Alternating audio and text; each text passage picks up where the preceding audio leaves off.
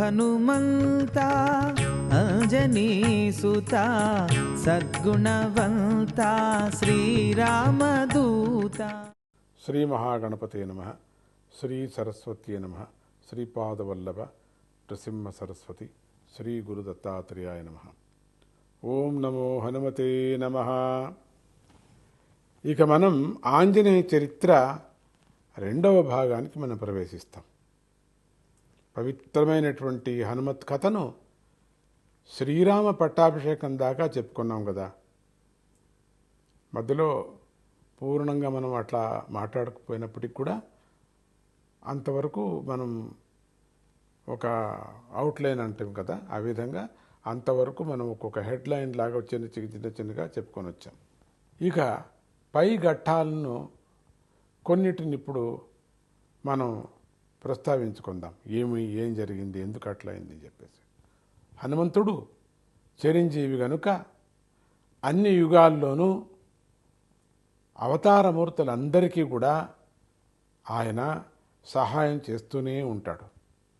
అందుకని ఆంజనేయ స్తుతిని, ఆంజనేయ గుళ్ళు, ఆంజనేయ యంత్రము, ఆంజనేయ కవచము ఎప్పుడు కూడా మహాత్ములు కూడా స్మరణ చేస్తూ ఉంటారు. అష్టసిద్ధి అవధూతులు కూడా స్వామిని స్మరణ చేస్తూ ఉంటారు, ఆయనలోనే చేరుకుపోతూ ఉంటారు. ఎందుకంటే అవతారం ఎక్కడెక్కడుందో, అవతార మూర్తులు ఎక్కడెక్కడ వస్తున్నారో భగవదాంశంతో వాళ్ళందరికీ సహాయం చేసేటువంటిదే ఆంజనేయుడిలో ఉండేటువంటి గొప్పతనం.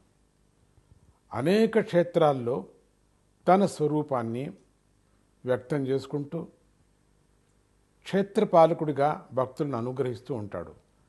నిజమైనటువంటి ఆంజనేయ భక్తులకి ప్రతి కొండను, పైన ఆకాశంలో ప్రతి మేఘము, ప్రతి ఒక్క క్లౌడ్స్ అంటాం, ప్రతి ఒక్కటి కూడా వర్షాకాలంలో పైన అట్లా చూసినప్పుడు ఆంజనేయ స్వామిలాగానే కనపడుతూ ఉంటారు వాళ్ళకి. వాళ్ళు ఫొటోస్ కూడా తీసుకుంటుంటారు, ఆంజనేయ స్వామి ఆంజనేయ స్వామి ఆంజనేయ స్వామి అని. ఇక కొండలు చెప్పాల్సిన పని లేదు, ఆంజనేయ మూర్తుల్లాగానే ఉండిపోతారు ఒక్కొక్క కొండ కూడా. అనేక మంది ఉపాసకులకు దర్శనాలు, వరాలు అనుగ్రహిస్తూనే ఉంటాడు. ఆ కథలన్నీ మనం చెప్పుకోలేం గనుక మనకు దొరికినంతలో కొన్ని ప్రధాన గాథలను చెప్పుకుందాం.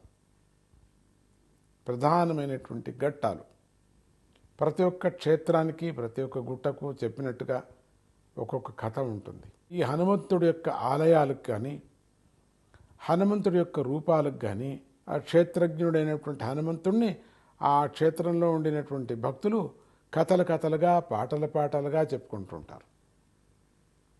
హనుమత్ కథ చాలా విస్తారమైనది కాబట్టి దీనిని ప్రధానంగా 3 భాగాలుగా విభజించుకుందాం. చాలా పెద్ద కథ ఇది, అసలు ఎంత చెప్పినా చాలదు. శ్రీరాముడి జీవిత కాలంలోని హనుమత్ కథలు కొన్ని చెప్పుకుందాం. రెండవది ఇతర అవతారాలకు సహకరించిన హనుమత్ కథలు మనం చెప్పుకుందాం. ఇక 3వ భాగం భక్తానుగ్రహపరమైనటువంటి హనుమత్ కథలు.